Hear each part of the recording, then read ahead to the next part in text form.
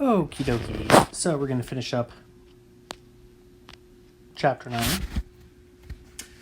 We left off with James, or Gatsby's father, Mr. Gatz, showing Nick Gatsby's childhood schedule that he wrote for himself, and how Gatsby was always determined and driven. The last thing his father says here, he says, Jimmy was bound to get ahead. He always had some resolve like this or something. Do you notice what he's got about improving his mind? He was always great for that. He told me once I ate like a hog and I beat him for it. He was reluctant to close the book, reading each item aloud and then looking eagerly at me. I think he rather expected me to copy down the list for my own use. A little before 3, the Lutheran minister arrived from Flushing, and I began to look involuntarily out the windows for other cars. So did Gatsby's father. And as time passed and the servants came in and stood waiting in the hall, his eyes began to blink anxiously, and he spoke of the rain in a worried, uncertain way. The minister glanced several times at his watch, so I took him aside and asked him to wait for half an hour, but it wasn't any use. Nobody came.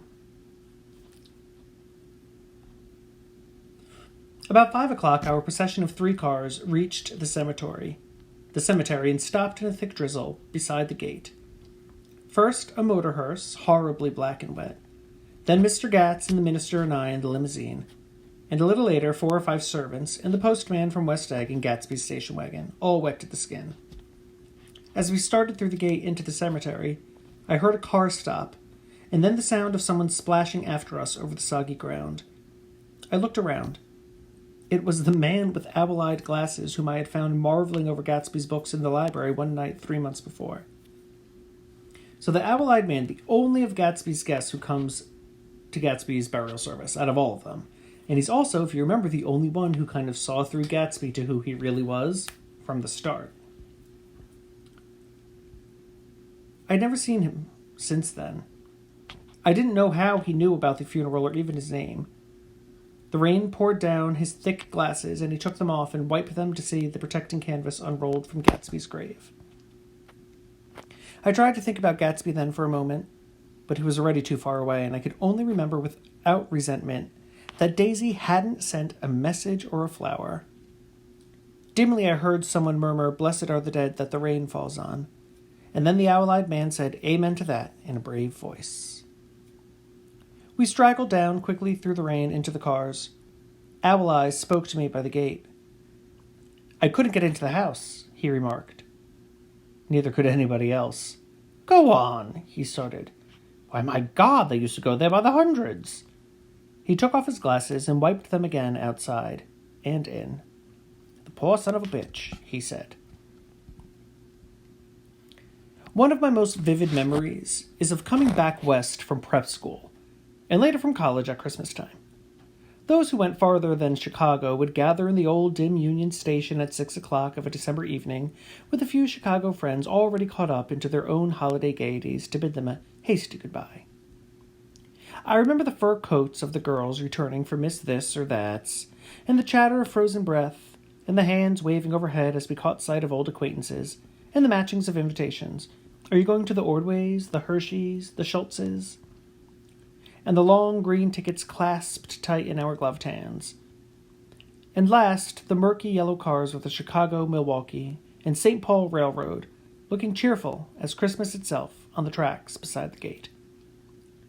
When we pulled out into the winter night, and the real snow, our snow, began to stretch out beside us and twinkle against the windows, and the dim lights of small Wisconsin station moved by, a sharp wild brace came suddenly into the air. We drew in deep breaths of it as we walked back from dinner through the cold vestibules, unutterably aware of our identity with this country for our strange hour before we melted indistinguishably into it again. That's my Middle West. Not the wheat or the prairies or the lost Swede towns, but the thrilling returning trains of my youth, and the street lamps and sleigh bells in the frosty dark, and the shadows of holly wreaths thrown by lighted windows on the snow. I am part of that, a little solemn with the feel of those long winters, a little complacent from growing up in the Caraway House, in a city where dwellings are still called through decades by a family's name. I see now that this has been a story of the West after all. Tom and Gatsby, Daisy, Jordan, and I were all Westerners, and perhaps we possessed some deficiency in common which made us subtly unadaptable to Eastern life. Even when the East excited me most, even when I was most keenly aware of its superiority to the bored, sprawling, swollen towns beyond the Ohio, with their interminable inquisitions which spared only the children and the very old, even then, it had always for me a quality of distortion. West Egg especially still figures in my more fantastic dreams. I see it as a night scene by El Greco. 100 houses, at once conventional and grotesque, crouching under a sullen overhanging sky and a lustreless moon. In the foreground, 4 solemn men in dress suits are walking along the sidewalk with a stretcher, on which lies a drunken woman in a white evening dress. Her hand, which dangles over the side, sparkles cold with jewels. Gravely, the men turn at a house. The wrong house, but no one knows the woman's name, and no one cares. After Gatsby's death, the East was haunted for me like that. Distorted beyond my eyes' power of correction, so when the blue smoke of brittle leaves was in the air, and the wind blew the wet laundry stiff on the line, I decided to come back home. So, at the end of 1922, when winter hits, he's out. There was one thing to be done before I left. An awkward, unpleasant thing that perhaps had better have been let alone, but I wanted to leave things in order and not just trust that obliging and indifferent sea to sweep my refuse away. Now, this whole thing, basically, he wants to, officially break up with Jordan, but if you remember earlier, he says that part of the reason he left the West in the first place was because he was going out with some girl and it started to get too serious for him. So it looks like even Nick has learned a bit of a moral lesson here.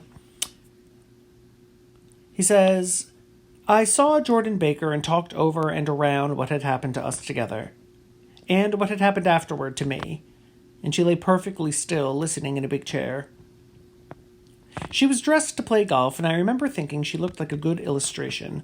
Her chin raised a little, jauntily, her hair the color of an autumn leaf, her face the same brown tint as the fingerless glove on her knee.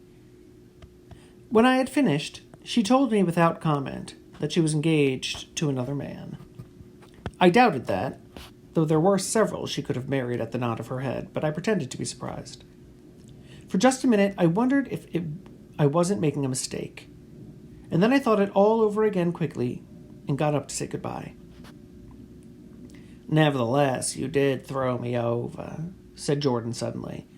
You threw me over on the telephone. Well, I don't give a damn about you now, but it was a new experience for me, and I felt a little dizzy for a while. We shook hands. Oh, and do you remember, she added, a conversation we had once about driving a car? Why, not exactly. You said a bad driver was only safe until she met another bad driver. Well, I met another bad driver, didn't I? I mean, it was careless of me to make such a wrong guess. I thought you were a rather honest, straightforward person. I thought it was your secret pride. I'm 30, I said. I'm 5 years too old to lie to myself and call it honor. Now, she's speaking metaphorically about Nick being a bad driver, right? But there's an obvious allusion to Daisy here. We met some bad drivers in this story, didn't we? She didn't answer. Angry and half in love with her, and tremendously sorry, I turned away. One afternoon late in October, I saw Tom Buchanan. He was walking ahead of me along Fifth Avenue in his alert, aggressive way, his hands out a little from his body as if to fight off interference, his head moving sharply here and there, adapting itself to his restless eyes. Just as I slowed up to avoid overtaking him, he stopped and began frowning into the windows of a jewelry store. Suddenly, he saw me and walked back, holding out his hand. What's the matter, Nick? Do you object to shaking hands with me? Yes. You know what I think of you. You're crazy, Nick, he said quickly. Crazy as hell. I don't know what's the matter with you. Tom, I inquired, what did you say to Wilson that afternoon? He stared at me without a word, and I knew that I had guessed right about the missing hours. I started to turn away, but he took a step after me and grabbed my arm. I told him the truth, he said. He came to the door while we were getting ready to leave, and when I sent down word that we weren't in, he tried to force his way upstairs. He was crazy enough to kill me if I hadn't told him who owned the car. His hand was on a revolver in his pocket every minute he was in the house. He broke off defiantly. What if I did tell him? That fellow had it coming to him. He threw dust in your eyes just like he did Daisy's, but he was a tough one. He ran over Myrtle like you'd run over a dog and never even stopped his car. There was nothing I could say, except the one unutterable fact that it wasn't true. So Tom justifies sending George to Gatsby's house because he believes Gatsby is to blame for Myrtle's death. Daisy never told him the truth about who was driving. Right? That's how dishonest these people are. And if you think I didn't have my share of suffering, look here, when I went up to give up that flat and saw that damn box of dog biscuits sitting there on the sideboard, I sat down and cried like a baby. By God, it was awful. I couldn't forgive him or like him, but I saw that what he had done was, to him, entirely justified. It was all very careless and confused. These were careless people, Tom and Daisy. They smashed up things and creatures, and then retreated back into their money or their vast carelessness, or whatever it was that kept them together, and let other people clean up the mess they had made. So, Nick says that his, judgment has its limits, and he found it, right? I shook hands with him. It seemed silly not to, for I felt suddenly as though I were talking to a child. And then he went into the jewelry store to buy a pearl necklace, or perhaps only a pair of cuff buttons, rid of my provincial squeamishness forever. Gatsby's house was still empty when I left. The grass on his lawn had grown as long as mine. One of the taxi drivers in the village never took a fare past the entrance gate without stopping for a minute and pointing inside. Perhaps it was he who drove Daisy and Gatsby over to East Egg the night of the accident, and perhaps he had made a story about it all his own. I didn't want to hear it, and I avoided him when I got off the train. I spent my Saturday nights in New York because those gleaming, dazzling parties of his were with me so vividly that I could still hear the music and the laughter faint and incessant from his garden, and the cars going up and down his drive. One night I did hear a material car there, and saw its lights stop at his front steps. But I didn't investigate. Probably it was some final guest who had been away at the ends of the earth and didn't know that the party was over. On the last night, with my trunk packed and my car sold to the grocer, I went over and looked at that huge, incoherent failure of a house once more. On the white steps, an obscene word, scrawled by some boy with a piece of brick, stood out clearly in the moonlight, and I erased it, drawing my shoe raspingly along the stone. And then I wandered down to the beach and sprawled out on the sand. Most of the big shore places were closed now, and there were hardly any lights except the shadowy moving glow of the ferryboat across the sound. And as the moon rose higher, the inessential houses began to melt away until gradually I became aware of the old island here that flowered once for Dutch sailors' eyes, a fresh green breast of the New World.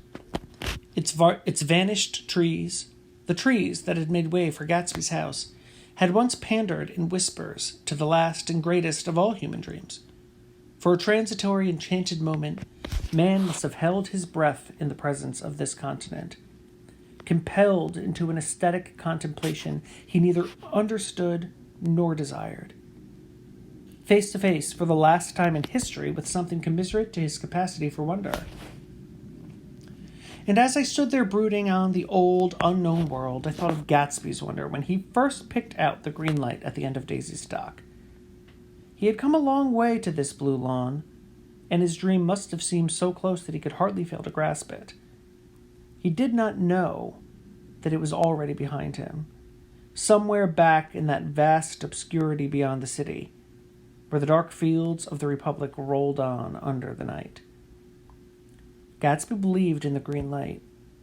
the orgastic future that year by year recedes before us. It eluded us then, but that's no matter. Tomorrow we will run faster, stretch out our arms further, in one fine morning. So we beat on, boats against the current, borne back ceaselessly into the past. The end.